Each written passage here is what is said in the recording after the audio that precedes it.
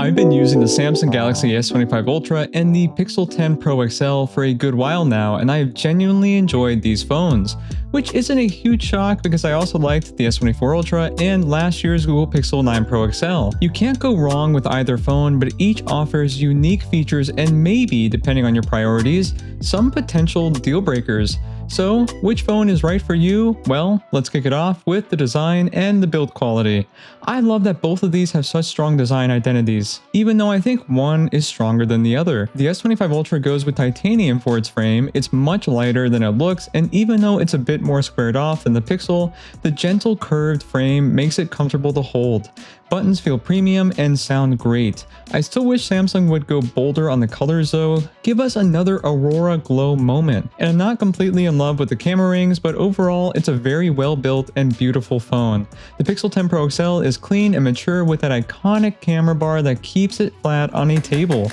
The shiny sides still aren't my favorite, and the frame is made out of aluminum, so it won't be as strong or as tough as the S25 Ultra's titanium frame. It's also significantly heavier, which I would consider a downside because I like lighter phones personally, but overall it feels premium and I think it looks like a cleaner and more unique design next to the S25 Ultras. One huge benefit over the Pixel, however, and this might be a deal breaker moment for you, is that the S25 Ultra still offers a physical SIM card tray. If you want a Pixel 10 Pro XL, get ready to switch over to eSIM because that's all it offers, at least here in the US. I don't think it's as bad as people make it out to be, but if this is important to you, then definitely go with the S25 Ultra. Subjectively, I like the design of the Pixel better, even with its shiny sides, but for the average consumer looking for good design, build construction, and longevity, I would go with the titanium framed phone, so I'm going to have to give the win of this category over to the S25 Ultra. Quick shout out to today's sponsor, Bullstrap, the brand behind this gorgeous leather case that I've been rocking with my Galaxy S25 Ultra. Bullstrap sent over the sienna and slate colors, both made from full grain leather that develops a natural patina over time. You can feel the craftsmanship the moment you pick it up. It's that rich, premium kind of leather that just gets better the more you use it.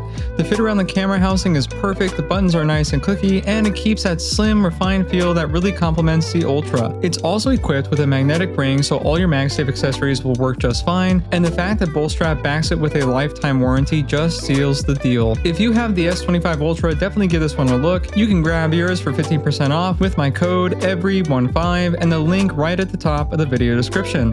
Huge thanks to Bullstrap again for sponsoring this video. And for that beautiful display with the S25 Ultra, you get a 6.9-inch LTPO AMOLED at 120Hz with QHD resolution, and it looks phenomenal, especially in HDR. Peak brightness tops out at around 2600 nits, but the anti-reflective coating is to me one of the best features ever introduced in a smartphone. Just look at it. It makes anything you're doing on your phone better. Outdoor visibility, better. Even if brightness could get bumped up a little bit more. Gaming, better. Taking notes, better. Watching content, believe it or not, better. Now that doesn't mean that the Pixel's display is bad. On the contrary, you get a 6.8-inch LTPO OLED that hits up to 3300 nits of peak brightness and 2200 nits in high brightness mode. And yes, it does look brighter than the Ultra. However, that anti-reflective coating, and pardon the pun, this should not be glossed over. I still love slightly slimmer bezels on the Pixel, but regardless, the display is simply stunning, and I have enjoyed using it for long periods of time. If I could only pick one winner though, even though the Pixel's display is incredible and it's definitely worth the price that you pay for it, the S25 Ultra still wins by a landslide. It's impossible to deny the near perfect display that is in the Ultra, and luckily you can enjoy both displays for long periods of time due to the amazing battery life on both of these devices.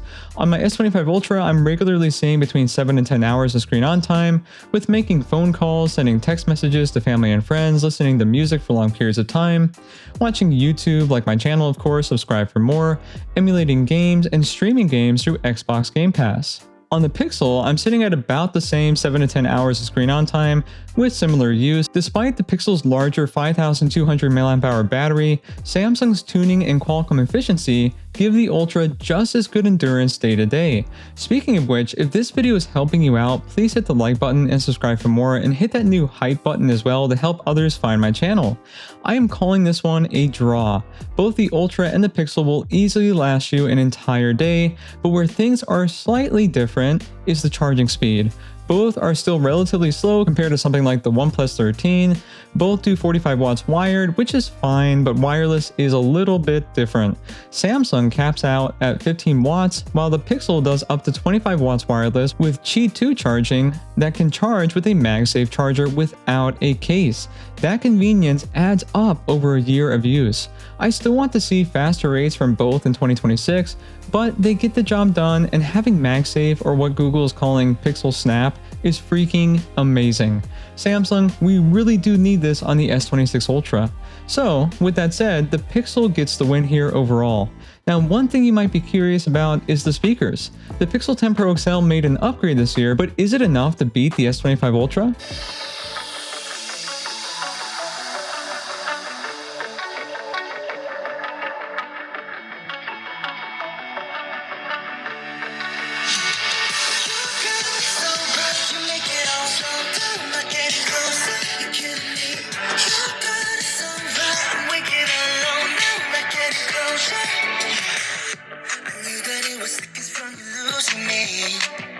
But I just couldn't give it up. And all the time you said you wanted me. Got me so hurt, you make it all so damn. Not getting closer, you're killing me. You got it so right, I'm wicked alone. I'm not getting closer.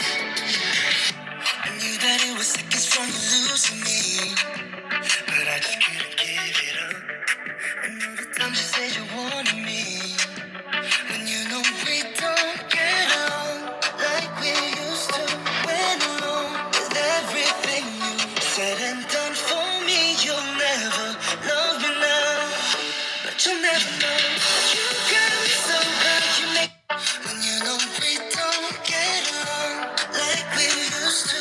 When alone with everything you said and done for me, you'll never love me now. But you'll never know.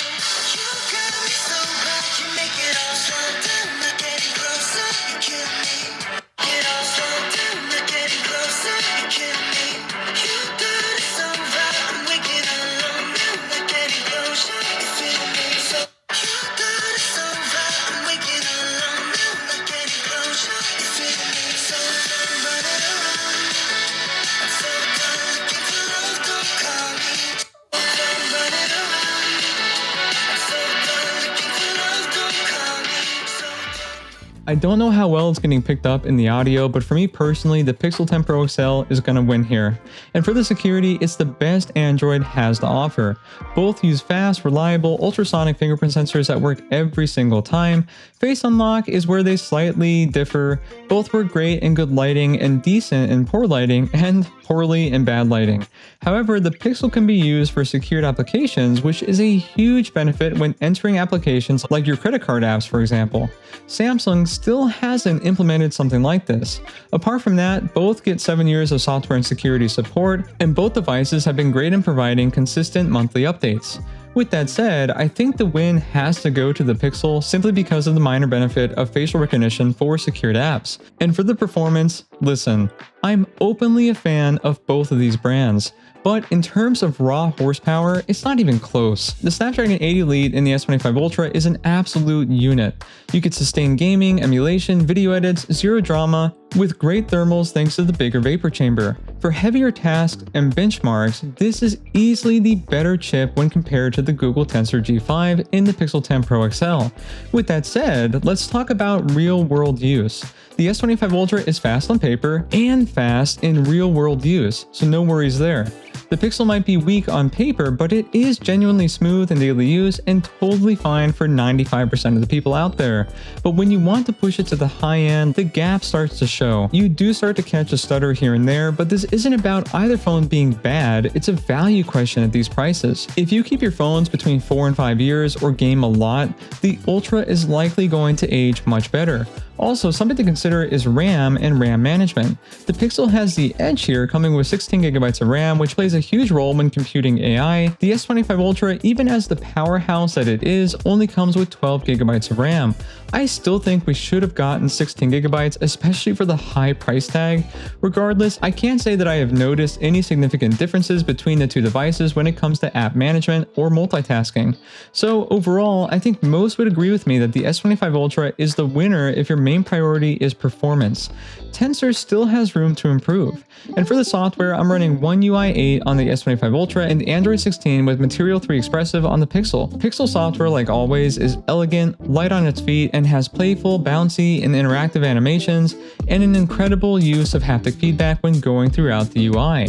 One UI 8 is faster than ever and wildly customizable, like up to a point that I have completely stopped using third-party launchers. For example, you can basically unleash a ton of capabilities by using something like GoodLock, which allows you to use a whole bunch of different modules to customize things like your home screen, and even quick ways to open applications like the extremely and vastly underrated one-hand operation. What I love about One UI 8 is that you can make it as complicated or as simple as you want. With Pixel software, you are just kind of stuck with the simple side of things. This isn't a bad thing, but come on, we should at least be able to remove the at-a-glance entirely by now, Google. And something important to consider is that both offer some exclusive features, and I'm not going to cover every single one. Go check out my dedicated reviews for each device for that. But to cover a few of my favorites, let's start with the Pixel. I love now playing and use it multiple times a day at least. Being able to identify music around me by simply glancing at my always on display as a music lover is a huge benefit, and the camera coach is something I've used much more than I thought I would. It teaches people like me who are definitely not photographers to take photos like a photographer would. Different zooming and framing techniques based on the photo and what the AI is perceiving that you want to capture. And how could I ever forget about call screening, which completely removes my stress of having to wonder if a caller is trying to scam me or not. It works great, and I have never had it cause me any headache. And Samsung certainly is no slouch on software features. One that both of these phones have, but I vastly prefer on the S25 Ultra, is Samsung's Object and People Eraser. It is overall more consistent, even if it takes a little bit longer at times. It is my favorite photo editor to use for people and object removal, and it has gotten vastly better with upgrades. Also, even though I don't like the fact that I have to use Samsung's browser, I must admit that I've had much more success with Samsung's article and web page summarizer than anything Google has offered. The ability to quickly summarize long articles and make those summaries more or less detailed as I desire and translate them is incredible. As someone who has family who only speaks Spanish, this is a terrific feature that I love to use.